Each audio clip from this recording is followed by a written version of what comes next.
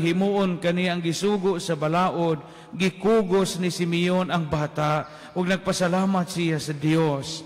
Karon Ginoo, kay imo namang gituman ang imong saad, itugot na nga ang imong sulugoon mo halin nga malinawon. Kay sa kaugalingon kong mga mata, nakita ako ang imong kaluwasan nga imong giandam at ubangan sa tanang katawhan. Usa ka kahayag nga nagpadayag sa imong dalan ngadto sa mga dili Hudiyo ug maghatag sa himaya ngadto sa imong katawhan ang Israel. Nahibulong ang amahan ug ang inahan sa bata sa pagkadungog nila sa mga butang nga gisulti ni Simeon bahin kaniya.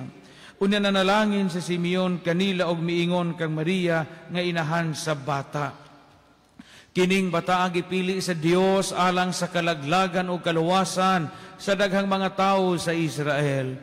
Mahimo siyang ilhanan gikan sa Dios nga supakon sa daghang mga tawo ug tungod niini madayag ang ilang mga tinaguang huna-huna ug ang kaguol sama sa kahait nga espada mulagbas sa imong kaugalingong kasing-kasing.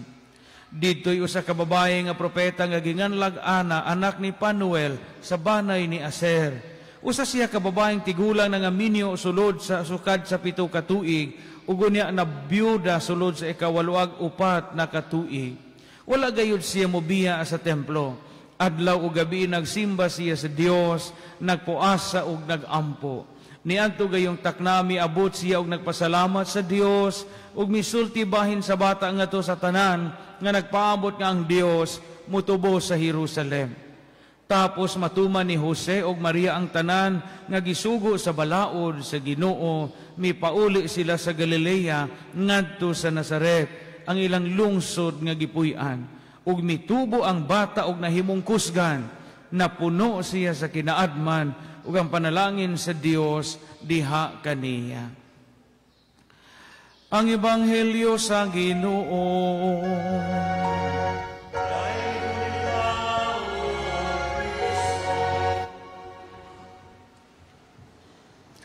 Kaninyong tanan, mga parokyano, katawhan sa Dios o atong mga online viewers and followers nga nagsulod ini atong santos nga misa, pagbalaan nato nining mong adlaw nga Domingo. Good morning ninyong tanan. O sa gihapon, praise the Lord kanunay, daygon ang Dios nga maoy tuburan sa tanan nga niakan nato. Karong adlaw, Pebrero 2, sa kostumbre o tradisyon sa simbahan o sa atong liturhiya, gisaulog na to karon ang piyesta sa paghalad sa Dios nung bata didto sa templo nga nailhan nato kini sa gitawag og Candelaria. Candelaria tungod kay magidama og mga kandila nga atong blessingan. Unya dadon ninyo sa inyo, gamiton ninyo og magampo mo. So katong nawahi pag-blessing sa kandila, inikuman sa misa, mag-blessing po ta sa inyong mga kandila. Niya ka na ang kandila nga inyong giblessingan, gamitan na ninyo og mag-ampo mo, magrosaryo mo, mangaji mo. Ang uban kay daghang mga patutuo, ang uban mga kandila itimpla og utan. No, itimpla og utang munggos, ihumol nila aron lami og timpla, aron dali malata. Ay, ingon na oo.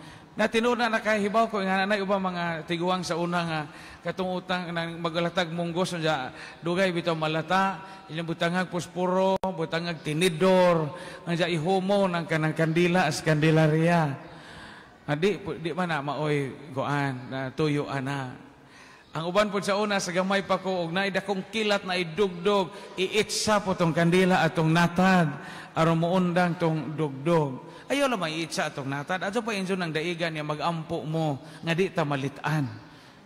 Mo'y simbolism ana. Ang buti pasabot anang kandila nga atong gibindisyonan karon, ang kahayag sa Ginoo ba? Ang kahayag ni Kristo nga mao'y paglaom natong tanan. Karong Domingo gipadadaan may og memo sa obispo nato sa diocese sa Tagbilaran o sa ingon man usab sa ubang mga diocese nga naisuwat sa mga obispo nga iyang ipabasa sa tanang mga parokyano nga manimba. Unya, ang title ani is may paglaom pa ba?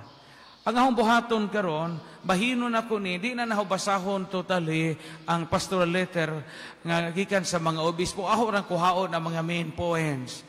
Unya mo puno po ko personal na itong pamalandong sa kasaulugan karon. Ang uluhan sa suwat sa mga obispo, may paglaom pa ba? Is there still hope? O ining lison. Unya, sulat pastoral sa kapunungan sa mga obispo sa Pilipinas nga nanawagan sa mga tao, kita mga magtutuo, alang sa kapanaw sa pagtuo sa tuig sa Jubileo 2025. Gahisgot kini og paglaom. Paglaom sa atong kinabuhi, sa pamilya, sa katilingban, sa politika, sa ekonomiya, sa moralidad, sa tanang bahin sa atong kinabuhi. Nasibo ning maong suwat diha sa atong ebanghelyo karon nga diin ang atong Ginoong Hesukristo bata nga gihalad ngadto sa templo sa iyang ginikanan ug samtang gihalad ang Ginoong Hesukristo didto sa templo dihay duha ka mga propeta si Simeon o kining usa nga ginganlag Ana nga mga tiguang na nga mipadayag sa katumanan sa ilang paglaom. Unsa ba jud ning paglaom? Sige na matagdung ani laumi, mga uyab sa una mga trato, di ba? Sa aran mo sa una sa inyong uyab nga laumi, nga di ka na upulihan, ikaw ra lagi, pero magampo kung sadyo ka mamatay. Yan na bitaw sa una. Makalibog po no, galaom nga di ulihan, pero gaampo pong sadyo mamatay. Unsa mo jud ning gitawag og hope sa atong kinabuhi. Matod pa, ang pinakayano nga pagpasabot og unsa ang gitawag og paglaom, kanang gahuwat pa ka, nga naapag mo abot nga maayo sa imong kinabuhi. Munay hope. When you still expect something good from the Lord, munay hope. Tanawa ko na mga idyong tapad o simbaron. Kanang naunga na pa ba na paglaom? Ha? Kanang naunga, kanang idyong tapad ron. Na pa ba na paglaom naunga? Kung gapaabot pagyug ka, nga naay daghang mga maayong butang nga giandam o gitagana ang Ginoo nato, maunay paglaom. Maunay paglaom. Kay kung mawa na ang paglaom sa atong kinabuhi, wa na man ka maghunahuna nga naapay maayo. Mo bito na mahitabo sa mga tao nga manggihikog. Nganong maghikog sila, nganong magtubok sila, nganong maghuno sila silang kaugalingong kinabuhi. Ito kay nabulit sila sa usa ka panghunahuna, nabutaan sila sa usa ka pagkaamgo nga wa nay maayo ning kinabuhi. Kung aho na lang maning tiwason. Maunay hope. Pagpaabot. Panalitan mo yun mga pobre man ko, Father. Sa pa magipaabot aning kinabuhi. Unya, kanunay, sukad sa bata pa ko, Father, kanunay naman kung way gilungag. Hanaminso ko, dyan gyapon ko gilungag. Unya, karong na biyuda nako, samot nga jamon ako gilungag, kaya wala ako'y bana, naapo ba'y paglaom na yung kinabuhi. Huwag mo, tanaw ka sa mata sa iyong pagtuo, naapa kay paglaom. Makakita di kag biyudo nga gaduay, galaway-laway, kung sa dakog pensyon. Mabuhi balik imong paglaom. Maungad, samtang buhi patanaa pa jutay paglaom. At jaw paghunahuna nga kining kinabuhia, wa dyan mo na tay paglaom. Kaya maghunahuna ka nga wa na'y gapaabot, wa na kay gipaabot nga maayo, na paong ang imong paglaom. Kaya mo mga ginikanan din, mo yung Father, 8 kabuok ahong anak, wa dyan mo dyan ka binuutan. Kining usa sa dyan naminjo, gipaangkan. Kining usa adis-adis, kining usa pakno, kining usa mauna. Jamo joy gabaos na Father. Jamo ko'y paglaom sa mga anak. Na uban bitaw mo ingon ana. Ayaw pag-ingon ana. Laom gihapon. Basig imo na pong mga apo mosalbar sa imong kalisod. Naadyo kanunay ang paggitib sa paglaom. Mao ni unod aning suwat sa mga obispo nato. Taliwa sa kagubot, sa kaguliyang sa politika, taliwa sa imoralidad, taliwa kuno sa mga fake news, taliwa sa giatubang nato nga climate change, og nakausab-usab nga dagan sa panahon, galaom kita nga naapay mga kausaban og mga maayong butang nga moabot sa atong kinabuhi. Kamu dinhi mga dagang lagas, daghang mga dagang lagas dinhi nga nanimba. Paglaom gihapon mo. Kay ngano ang kalipay nga atong gipangita wa man pod sa bana o wa man pod sa asawa. Kay mao nay tawag ninyo sa inyong kinabuhi. Mao man po ni makalipay ninyo. Mao bitaw ng lain-lain og pagampo ning dagang lagas. Mao bitaw nagiingon nga usob-usob og pagampo ning ulitaw kunong ulay. Pero kinahanglan ang paglaom. Muna ilang giingon ko, 20 anyos pa ang paglaom, ang pagampo, anang kanang mamords pa bitaw ta. Na naman kanang mga 20 years old ani, mga nindot pa man na, no, mga mura magkagjulin nga pa ipiktos bitaw. Kanang mapay pasay nga na sabot ang duwa sa unang julin, di ba ipiktos man to nang piso no. Nang ling kanang nay mapaka man ang julin og ikapiktos na kay masama daw na parewing no. Og mga minjo na kay mura na matagjulin nga gipiktos na. Pero daga pagagulitaw, kung na pa na, wapay pakanan Julina. Muna pagampo o batanong dalaga, Lord, I want the best man. Kay daghang pagong mag-aapas. Jawa man maminjo, pagka 30, ingon na pog, Lord, I want the ideal man. Di na mamadag best, 30 na god. Pagka 40, gahi-gahi na. Gahi-gahi naman yung 40 na. Huwag yapon mahalin. Yag, Lord, I want the good man. Pastilan. Hing 50 na, ga-birthday, nag-50. Huwag yapo himpunhit. Huwag yapo mahalin. Ingon na siya, Lord, ano sa apa man? 50 na, God. Pagka sa 60, ingon siya, Lord, I want any man. Markabahala na. Sa 15 na, kaya sa 60 na, God. Pagka sa 60, maragdi na dyan ni Madam, mura na kung usubok o sikwa, aning wa mautan. Ingan siya, Lord, adyaw na naman. Paglaom. Importante ang paglaom sa atong kinabuhi. Karon sa Ebanghelyo, ang batang Hesus gihala dito sa templo, unya ang duha ka mga tao, si Simeon o si Ana, nakakita sila nga niya ay katumanan sa atong paglaom niining maong bata. Bata. Kamu mga ginikanan din nga nagidag bata no na may mga bata o. Napod aning tunga na. Kana mga bata bayan ninyo paglaom po na nato. Paglaom nato na mga bata. Iniktan-aw ninyo sa inyong mga bata kana na mga bata ninyong way buot gipangdah dinhi. Mao nay inyong paglaom mga ginikanan. Inyong mga anak o mga apo. Tanawan ninyo nang naong ana inyong mga bata o. Di ba mo tanaw tanila daghan ta gihuna-huna. Yung kining bataa basig mao ni maka-abroad, mao ni makapahayahay na ho. Ano?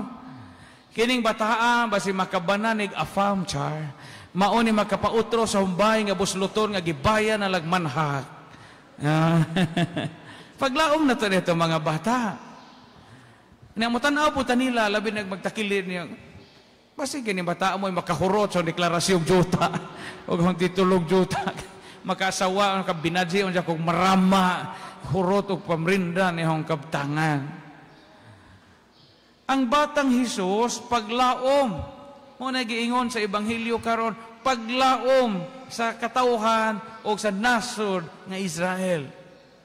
Kana po inyo mga bata, gama na, ihalad na sa Ginoo, gihalad naman na sa Ginoo, pagbunyag nila mura sa Ginoong Hesukristo, padak-ana, patubua, pariha sa gihimo ni Mama Mary ug ni Saint Joseph. Kabantay mo sa katabusang bahin sa Ebanghelyo piskay kaayo. Ingon dinhi, ug mitubo ang bata ug nahimong kusgan. Napuno siya sa kinaadman. Diri, kinaadman ug ang panalangin sa Dios diha kaniya. Munta po na paglaom na to sa mga bata. Mahimo silang kusgan. Unya mapuno sa kinaadman. Kaala pagkana ng hagdan sa kuro. Hindi na. Kinsa may mupuli na to, kining ato mga bata. Kining ato mga bata. Mao nga ang batang Hesus gihulagway karon nga paglaom. Mga matutuan ninyo mga bata, ihalad na kanunay sa Ginoo, dadanag, simba, aron motubo sila nga mga maayo o kinabuhi, buhong sa kinaadman o kaalam sa Dios. Ayaw pao nga ang paglaom mo giingon sa sulat karon. Kay naay mga tao nga simbolo kuno og paglaom. Pananglitan. Kana mga tao nga maghuna-huna sa ubang mga tao, simbolo og paglaom man na. Kana bang sa kalibutan karon ang gihuna-huna sa kalibutan nga aho ni, aho mo isiguroon, aho ning kurawon ni hon juta kay kinahanglan ako ray makataak ani, kinahanglan magbuhi kog irong dagko kay mutaak kani hong farm, mutaak kani hong nataran, patay jo na imong lapalapak kabahak jo na kay ako ray makataak ani jutaa. Pud naman po yung mga tao nga welcoming. Naman po yung mga tao nga, dali, dadyon mo sa amo, ang rita mangaon. Mahimo kang seed of hope. Seed of hope.